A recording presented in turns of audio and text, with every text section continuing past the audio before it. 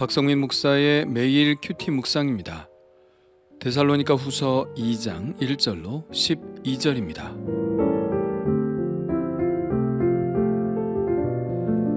형제들아, 우리가 너희에게 구하는 것은 우리 주 예수 그리스도의 강림하심과 우리가 그 앞에 모임에 관하여 영으로나 또는 말로나 또는 우리에게서 받았다 하는 편지로나 주의 날이 이르렀다고 해서 쉽게 마음이 흔들리거나 두려워하거나 하지 말아야 한다는 것이라. 누가 어떻게 하여도 너희가 미혹되지 말라. 먼저 배교하는 일이 있고 저 불법의 사람 곧 멸망의 아들이 나타나기 전에는 그 날이 이르지 아니하리니 그는 대적하는 자라 신이라고 불리는 모든 것과 숭배함을 받는 것에 대항하여 그 위에 자기를 높이고 하나님의 성전에 앉아 자기를 하나님이라고 내세우느니라. 내가 너희와 함께 있을 때에 이 일을 너희에게 말한 것을 기억하지 못하느냐? 너희는 지금 그로 하여금 그의 때에 나타나게 하려 하여 막는 것이 있는 것을 아나니 불법의 비밀이 이미 활동하였으나 지금은 그것을 막는 자가 있어 그 중에서 옮겨질 때까지 하리라. 그때 불법한 자가 나타나리니 주 예수께서 그 입의 기운으로 그를 죽이시고 강림하여 나타나심으로 패하시리라.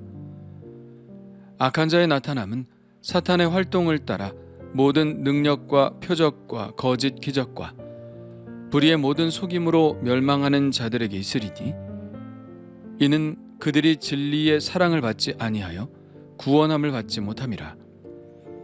이러므로 하나님이 미혹의 역사를 그들에게 보내사 거짓 것을 믿게 하심은 진리를 믿지 않고 불의를 좋아하는 모든 자들로 하여금 심판을 받게 하려 하심이라. 아멘. 1장에서는 데살로니가 교인들을 향한 외부의 박해에 대해서 바울이 격려를 했다면 2장에서는 내부적인 문제에 대해 해답을 주고 있습니다.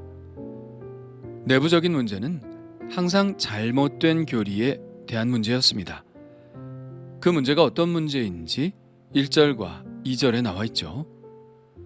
형제들아, 우리가 너희에게 구하는 것은 우리 주 예수 그리스도의 강림하심과 우리가 그 앞에 모임에 관하여 영으로나 또는 말로나 또는 우리에게서 받았다 하는 편지로나 주의 날이 이르렀다고 해서 쉽게 마음이 흔들리거나 두려워하거나 하지 말아야 한다는 것이라.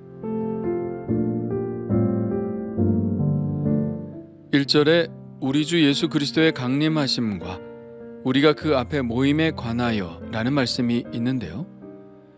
예수님의 강림과 성도들의 모임에 관하여는 이미 데살로니가 교회에 보낸 첫 번째 편지에서 바울이 이야기한 바가 있습니다. 주께서 호령과 천사장의 소리와 하나님의 나팔 소리로 친히 하늘로부터 강림하시리니 그리스도 안에서 죽은 자들이 먼저 일어나고 그 후에 우리 살아남은 자들도 그들과 함께 구름 속으로 끌어올려 공중에서 주를 영접하게 하시리니 그리하여 우리가 항상 주와 함께 있으리라. 아마도 바울은 그가 한 이 말씀에 대한 오해를 풀려고 하는 것 같습니다.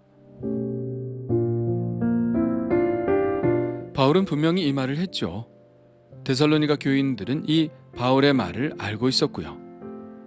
2절에 영으로나 또는 말로나 또는 우리에게서 받았다는 편지로나 주의 날이 이르렀다고 해서 이 말은 말로든 편지로든 바울이 한 말임을 알 수 있습니다. 그러나 바울은 주의 날이 임박했다고 했을 뿐 이미 이르렀다고 이야기하지는 않았습니다. 그는 오히려 이렇게 말했죠. 형제들아, 때와 시기에 관하여는 너희에게 쓸 것이 없음은 주의 날이 밤에 도둑같이 이를 줄을 너희 자신이 자세히 알기 때문이라. 그러나 바울의 이 임박한 종말에 대한 이야기를 들은 사람들은 2절의 말씀처럼 쉽게 마음이 흔들리거나 두려워했습니다.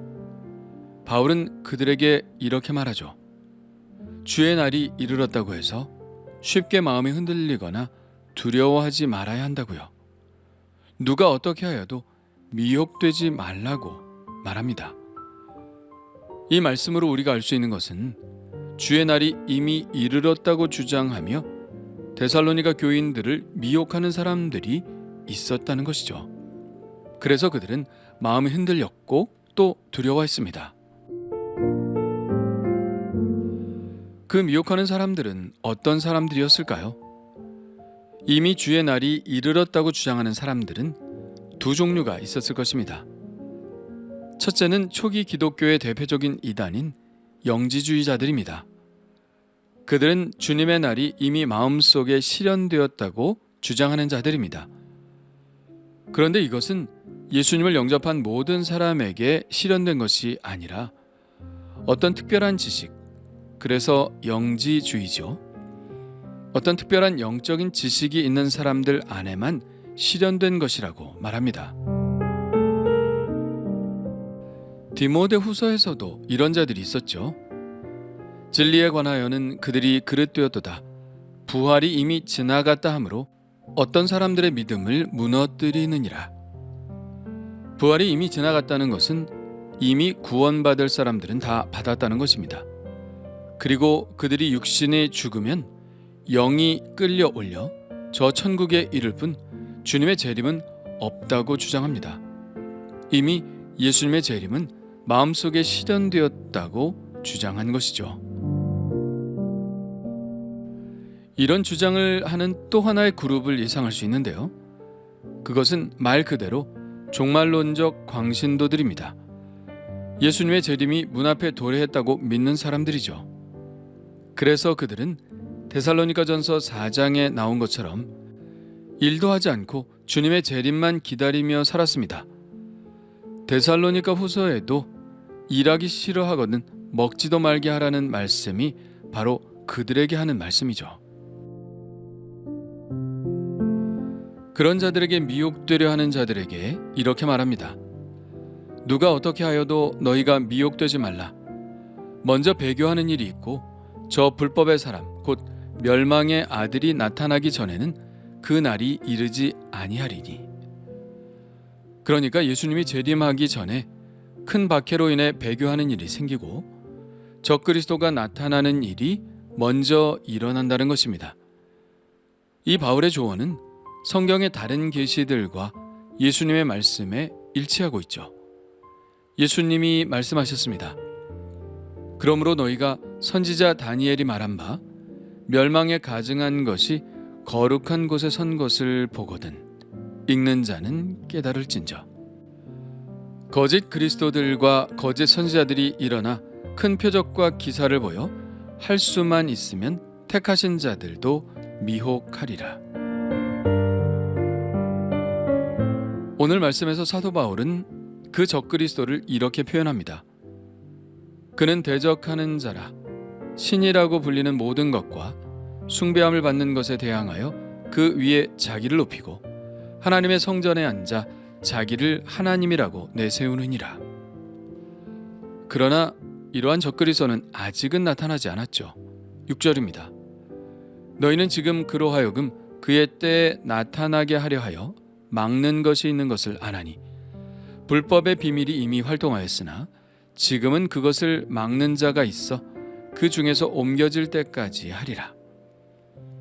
막는 것 혹은 막는 자가 어떤 존재인지 확실히 알 수는 없으나 그것이 현재까지는 막고 있어서 아직 나타나지 않은 것이라고 말합니다. 그러나 그 적그리스도의 존재를 멸망시키시는 분이 계시니 바로 예수 그리스도이십니다. 8절입니다. 그때 불법한 자가 나타나리니 주 예수께서 그 입의 기운으로 그를 죽이시고 강림하여 나타나심으로 패하시리라. 그렇습니다. 예수 그리스도의 승리는 이미 예정되어 있습니다.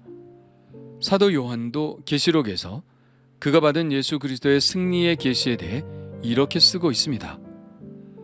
그의 입에서 예리한 검이 나오니 그것으로 만국을 치겠고 친히 그들을 철장으로 다스리며 또 친히 하나님 곧 전능하신 이의 맹렬한 진노의 포도주틀을 밟겠고 짐승이 잡히고 그 앞에서 표적을 행하던 거짓 선지자도 함께 잡혔으니 이는 짐승의 표를 받고 그의 우상에게 경배하던 자들을 표적으로 미혹하던 자라. 이 둘이 산채로 유황불 붙는 못에 던져지고. 그러나 이러한 예수 그리스도의 승리가 임하기 전에 우리가 알아야 할 것은 우리의 믿음을 확증하는 시험이 닥친다는 것입니다. 9절입니다. 악한 자의 나타남은 사탄의 활동을 따라 모든 능력과 표적과 거짓 기적과 불의의 모든 속임으로 멸망하는 자들에게 있으리니, 적그리스도는 능력을 보여줄 것이고 표적과 거짓 기적으로 미혹할 것입니다. 이런 미혹에 그리스도인이라 일컫는 사람들도 넘어갈 것이므로 조심해야 합니다. 이것은 예수님이 지적하신 것과 같죠. 거짓 그리스도들과 거짓 선지자들이 일어나 큰 표적과 기사를 보여 할 수만 있으면 택하신 자들도 미혹하리라는 이 말씀이요. 우리는 이 믿음의 시험을 반드시 이겨내야 합니다.